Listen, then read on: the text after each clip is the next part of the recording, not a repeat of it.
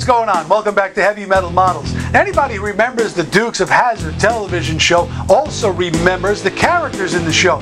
There was Daisy Duke, there was Bo and Luke Duke, there was Boss Hogg, and there was also a really frustrated sheriff, Roscoe P. Coltrane, who could never seem to get the Duke boys right where he wanted them.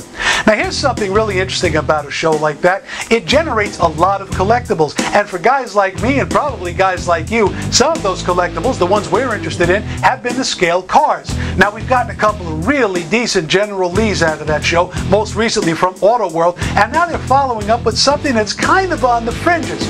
This is Roscoe Coltrane's Cruiser, but if you look closely, you'll see why it's just a little bit toward the left of center. Check it out. Auto World's Dukes of Hazzard Dodge Monaco police car is patterned after a machine that only saw a few seconds of screen time in the series. But the maker has done some great work with this older, old-school mold set and turned out a decent piece for TV fans and police car collectors alike. At just over a foot long, it's a big model, and it features opening doors, hood and trunk, and steerable wheels. Those wheels are a high note. They're convincingly scaled and wrapped in realistically treaded rubber and decorated with neat chromed hubcaps. The headlights and taillights are separate pieces on chromed bezels, and more plating rides on the big bumpers, the detail painted grille, and the side mirror and searchlight. Tapped on silver makes up the trim around the windows and the chrome rub strip along the cruiser's sides, and there's more of the hot printed stuff for the sheriff's stars and markings on the doors and trunk. Though it's an aging casting and the doors are a little wonky, some of the exterior details are actually pretty fine and surpass those of the original Ertl release, like the chrome in the taillight lenses and the neat Hazzard County license plate, as well as the corrected light bar up top. Far more accurate than the one on the original release, it's a truly neat piece that a lot of kit bashers and 1/18th modders will want in their spares box.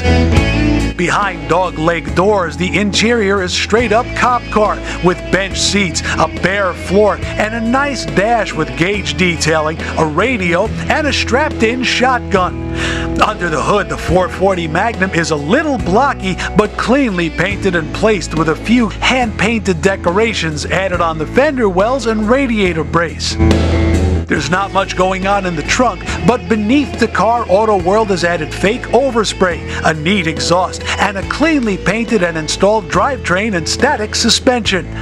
All in all, it's a good package for police car collectors and offers more than enough detail and features for the average TV fan. It might not look anywhere near as good as Daisy Duke, but it'll do, boys. It'll do.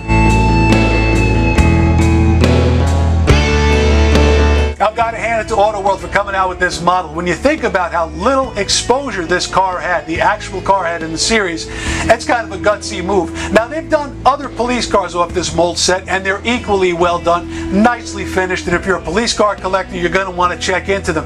If you're a die-hard Dukes of Hazzard fan, this is something you might want to look into. It's got that rarity aspect. It's something that only the really connected fan would even know about. So for that, I'm going to give it 3 Henrys. It's a very decently done model car. Hey, if there's a car you want to see on Heavy Metal Models, let me know, joe at heavymetalmodels.com, or like us on the Facebook page and comment there, or, of course, subscribe to us right here on the YouTube channel. Give us a comment, I'll get back to you, and we'll see what we can do. Thanks for being here, I do appreciate it. We'll see you soon. Bye-bye.